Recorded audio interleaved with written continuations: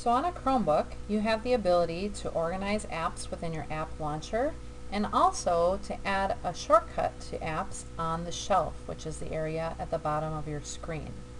So by default, you have a shortcut to the Chrome browser, YouTube, and Gmail on your shelf. I'm also using a program right now called Snagit, and you can see that on my shelf because it's open and running right now.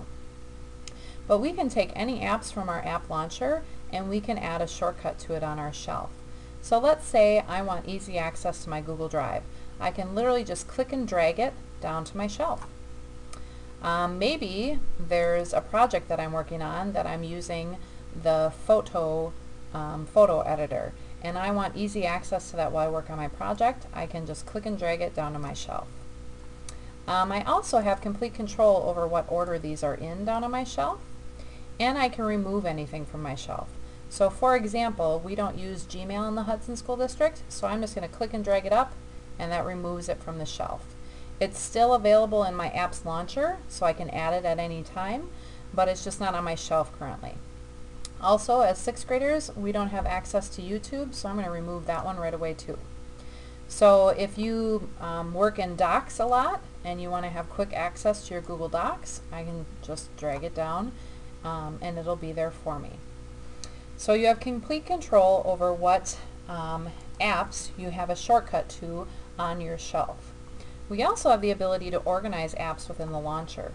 So you can see that the apps launcher is organized into pages. So if I click on the lines at the bottom of the screen, I can move through the pages.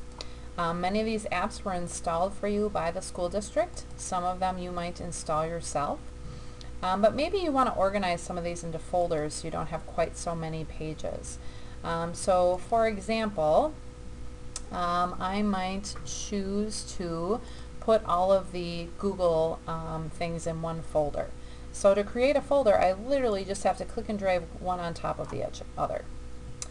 So I can put Docs, Slides, and Sheets and my Drive all in one folder. And if I click on that, I have the opportunity to name it. So maybe I'll call it Google Stuff. And then I can click on the arrow to go back. And then, there's some other Google stuff that we won't be using. So I can take YouTube and Gmail and maybe Google Plus and put those in a folder and just put Google not used.